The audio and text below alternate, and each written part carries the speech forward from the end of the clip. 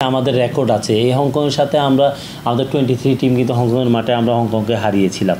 আমার বিশ্বাস, আমার কনফিডেন্স আমরা ইন্ডিয়াকে হারাবো। আমি খুবই বিশ্বাস করি যে এই এশিয়ান কাপে কোয়ালিফাই না করতে বলো নেক্সট এশিয়ান কাপ আমরা খেলবো। কোনো সুযোগ আছে। দেখুন, আমরা যদি নেক্সট ম্যাচ যদি আমরা হংকংয়ের মাঠে হারাতে পারি, এটা কিন্তু আছে, আমাদের রেকর্ড আছে। এই হংকংয়ের সাথে আমরা আমাদের 23 টিম কিন্তু হংকংয়ের মাঠে আমরা হংকংকে হারিয়েছিলাম। তো আমার মনে হয় ওই মাঠে যদি আমরা আমাদের সুযোগ কাজে লাগাতে পারি, এই মিস্টেকগুলো না করি, তাহলে অবশ্যই জেতার সুযোগ আছে এবং পরের ম্যাচ আমরা ইন্ডিয়ার সাথে আমাদের মাঠে খেলবো। আমার বিশ্বাস, আমার কনফিডেন্স আমরা ইন্ডিয়াকে হারাবো। ইন্ডিয়ার যে এখন পারফরমেন্স, আমাদের দল অনেক বেটার, ফার বেটার।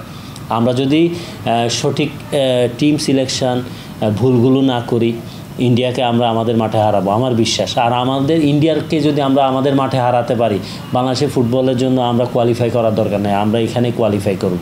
আমাদের ফুটবল অন্য নতুন জায়গায় পৌঁছে যাবে, আমরা সেটাই নিয়েই পরিকল্পনা করি। মাত্র 30% টাকায় জমির মালিক হয়ে নতুন বাংলাদেশের গড়ে তোলার স্বপ্ন দেখা বাংলা বসতি।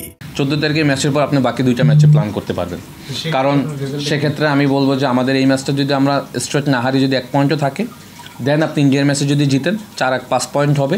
দেন আপনাকে গ্রুপের সব খেলা দেখে আপনার লাস্ট ম্যাচ সিঙ্গাপুর 2026 মার্চে খেলা আছে, তখন যদি ওই ম্যাচটা আপনি ডুয়ার ডাই ম্যাচ হিসেবে যদি জিততে পারেন 8 পয়েন্ট হবে। আপনি যদি সুযোগ থাকে কোয়ালিফাই করবেন, আদারওয়াইজ আপনার জন্য ব্যাড লাক। বাট এইভাবে আমি মনে করি আগানো উচিত। হামজাদের মতো লেভেলের প্লেয়াররা এই ধরনের চিন্তাই করবে, কারণ মানসিকতাই আপনাকে আপনার মাঠের পারফরমেন্স পরিবর্তন করবে, of the field, on the field, দুই জায়গাতেই। হ্যাঁ, হামজার পারফরমেন্স তো সেটাই বলছে, ম্যাচ বাই ম্যাচ সে তাকে নতুন করে চেনাচ্ছে, রাইট?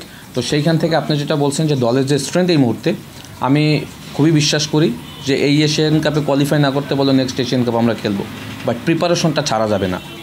হ্যাঁ, তো প্রিপারেশনটা নিতে গেলে কী হবে, দলটাকে একজন এমন কোচের আন্ডারে দিতে হবে যে দলটাকে ব্যালেন্স করবে কাদের সাথে? হামজা সমিতদের সাথে আমাদের এখানকার প্লেয়ারদের। হামজা সমিত 10 পারফরমেন্স করলে আমাদের প্লেয়ারদের যদি পারফরমেন্স 5 থাকে, এটা তো ব্যালেন্স হবে না। একটা লেভেলে নিয়ে যেতে হবে। যে লেভেলে নিয়ে যাওয়ার জন্য যে কাজগুলি, সেগুলি Bangladesh football federation, coaching staff সবাই মিলে একত্রিতভাবে করতে হবে। দেন আপনি এশিয়ান কাপ খেলার চিন্তা করবেন, পরে ওয়ার্ল্ড কাপ। এর আগে হবে না। ব্যালেন্স না হওয়া পর্যন্ত আপনার কিন্তু এরকমের থাকলে, হ্যাঁ, এরকম থাকলে এরকমেরই হবে।